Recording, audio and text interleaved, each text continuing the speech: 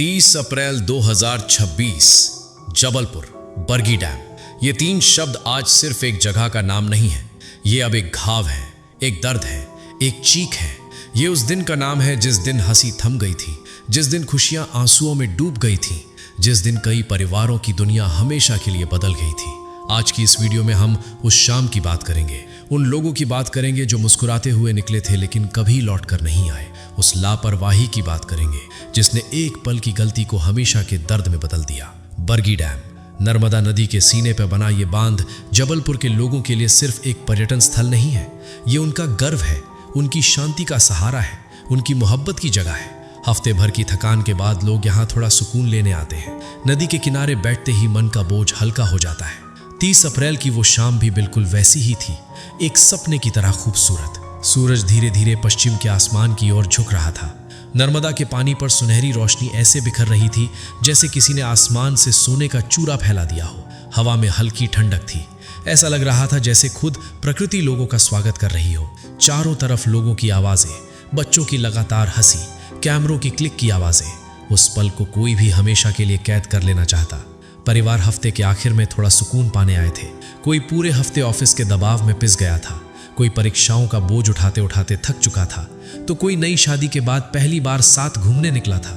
आंखों में सपने, दिल में प्यार, हर चेहरे पर बस एक ही एहसास था, आज का ये पल सच में बेहद खूबसूरत है। बरगी डैम का सबसे आकर्षक अनुभव है क्रूज राइड, एक बड़ी मोटर बोट जो लोगों को नदी के गहरे हिस्सों तक ले जाती है। दोनों तरफ हरे भरे पहाड़, नीचे नीला चमकता पानी, आसमान में रंग बिरंगे शाम के बादल। यह एहसास सच में अलग होता है। लोग इसी क्रूज राइड के लिए बार बार यहाँ आते हैं। शाम करीब 5 बजे नाव के घाट पर भीड़ जमा होने लगी। एक पिता ने अपनी छोटी बेटी को कंधे पर उठा रखा था। बच्ची उत्साह में हाथ से पानी की तरफ इशारा करते हुए कह रही थी, पापा देखो कितनी बड़ी नदी। पिता के चेहरे पर जो मुस्कान आई वो दुनिया की सबसे खूबसूरत मुस्कानों में से एक थी। कॉलेज के दोस्तों का एक समूह एक दूसरे को गले लगाकर तस्वीरें खींच रहा था, हंस रहा था, बातें कर रहा था। एक नवविवाहित जोड़ा हाथों में हाथ डाले खड़ा था।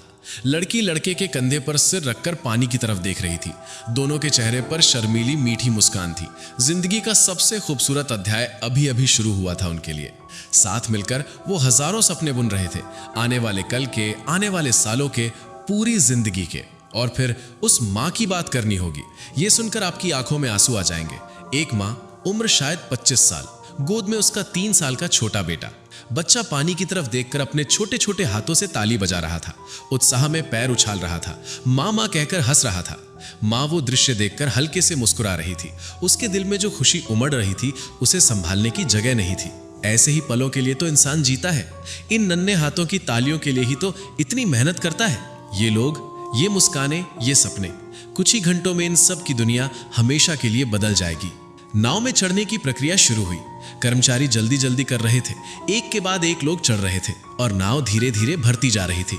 कुल मिलाकर लगभग 30 से 31 लोग सवार हुए, अलग अलग उम्र के, अलग अलग पहचान वाले, अलग अलग सपनों वाले लोग। यहीं पर हुई पहली बड़ी गलती। कुछ यात्रियों ने पूछा, लाइफ जैकेट कहाँ है? सुरक्षा के लिए ये एक बिल्कुल सामान्य सवाल था, लेकिन जवाब सही नहीं मिला। कुछ लोगों को जैकेट दी गई लेकिन बहुतों को नहीं दी गई। कर्मचारियों ने मुस्कुराते हुए कहा, ये तो रोज का रूटीन है, डरने की कोई बात नहीं, सब ठीक है। और लोगों ने भरोसा कर लिया, क्योंकि तब तक कुछ हुआ नहीं था, क्योंकि तब तक आसमान साफ था, क्योंकि तब तक सब कुछ सामान्य लग रहा था। लेकिन उसी एक पल की लापरवाही ने अगले कुछ घंटों में कितना भयानक अंजाम लाना था, इसका अंदाजा उस दिन किसी ने भी नहीं लगाया था। नाव धीरे धीरे किनारे से दूर जाने लगी। इंजन की हल्की गुनगुनाहट, पानी में उठती छोटी छोटी लहरें, दोनों तरफ पीछे छूटते हरे किनारे, सब मिलाकर वो दृश्य ऐसा लग रहा था जैसे किसी फिल्म के पर्दे से निकलकर सामने आ गया हो। लोग उत्साहित थे, कोई फोन निकालकर सेल्फी ले रहा था, कोई वीडियो बना रहा था, तो कोई पानी को हाथ से छू रहा था, तो कोई चुपचाप बैठकर प्रकृति का आनंद ले रहा था। माहौल किसी बड़े पिकनिक जैसा था, हंसी, गाने, बातें और खुशियों से भरा हुआ। लेकिन ठीक उसी समय जब सब लोग सबसे ज्यादा खुश थे, आसमान के एक कोने में काले बादलों का जमाव शुरू हुआ। शुरुआत में बहुत हल्का, इतना कि किसी की नजर भी न पड़े। हवा अचानक थोड़ी बदल गई। जो हवा पहले ठंडी और सुकून देने वाली थी, अब उसमें एक बेचैनी सी आने लगी। नदी के पानी में उठती छोटी लहरें थोड़ी बड़ी हो गई। कुछ लोगों ने आसमान की तरफ देखा, लेकिन तब भी कोई ज्यादा चिंतित नहीं हुआ, क्योंकि इस इलाके में ऐसे अचानक बादल आना और चले जाना आम बात थी। लेकिन इस बार बादल लौटकर नहीं गए।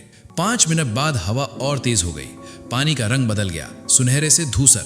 लहरें लगातार बड़ी होती जा रही थी। नाव अब साफ तौर पर हिल रही थी। कुछ यात्रियों को बेचैनी होने लगी। एक आदमी ने कहा, भाई लगता है मौसम खराब हो रहा है, क्या हमें वापस लौट जाना चाहिए?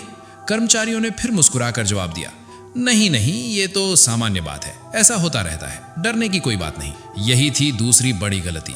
अगर उसी पल नाव को वापस मोड़ दिया जाता, अगर उसी पल एक सही फैसला ले लिया जाता, तो शायद आज ये कहानी लिखनी ही नहीं पड़ती। अगले कुछ मिनटों ने जैसे समय की रफ्तार ही बदल दी। अचानक हवा ने भयानक रूप ले लिया। जो हवा अब तक हल्की थी, वो अब तेज शोर के साथ दौड़ रही थी। लहरें अब छोटी नहीं रहीं, वो नाव के किनारों को छूने लगी। नाव एक तरफ से दूसरी तरफ इतनी जोर से डोल रही थी जैसे पानी के नीचे से कोई उसे धक्का दे रहा हो। लोग अब हंस नहीं रहे थे, उनके चेहरों का रंग बदल चुका था। आंखों में अब डर था, दिलों में अब दहशत थी। बच्चे रोने लगे। जो बच्चा कुछ देर पहले ताली बजा रहा था, वो अब माँ की छाती से मुंह छिपा कर रो रहा था। माँ के दोनों हाथ कांप रहे थे, लेकिन फिर भी वो अपने बेटे को कसकर पकड़े हुए थीं। महिलाएं अल्लाह का नाम ले रही थीं, भगवान को पुकार रही थीं। कुछ लोग खड़े होकर कहीं पकड़ने की जगह ढूंढने लगे, लेकिन उनके खड़े होने से नाव का संतुलन और बिगड़ने लगा। यात्री अब चिल्लाने लगे, वापस चलो, अभी वापस चलो, यहाँ बच्चे हैं। कर्मचारी खुद भी अब घबरा चुके थे, लेकिन नदी की उस हालत में नाव मोड़ना आसान नहीं था। इंजन चल रहा था, लेकिन लहरों के सामने नाव पूरी तरह बेबस लग रही थी। तभी आया वो पल। एक भयानक तेज हवा का झोंका सीधा नाव से टकराया। एक विशाल लहर ने नाव को एक ही झटके में बुरी तरह झुका दिया। लोग चीख पड़े, कोई एक तरफ गिर गया, कोई दूसरी तरफ।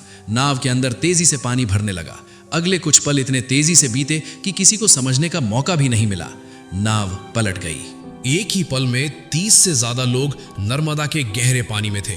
कुछ देर पहले जिस नाव में गाने थे, हंसी थी, खुशियां थी, वहां अब सिर्फ चीखें थीं, पानी की आवाज थी और जिंदा रहने की पुकार थी।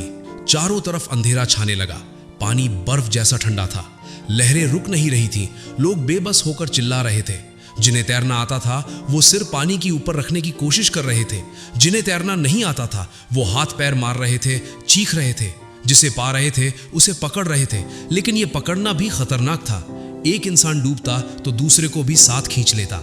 वो पिता जो अपनी बेटी को कंधे पर बैठा कर लाए थे, अब पानी में उसकी एक हथेली को पूरी ताकत से पकड़े हुए थे।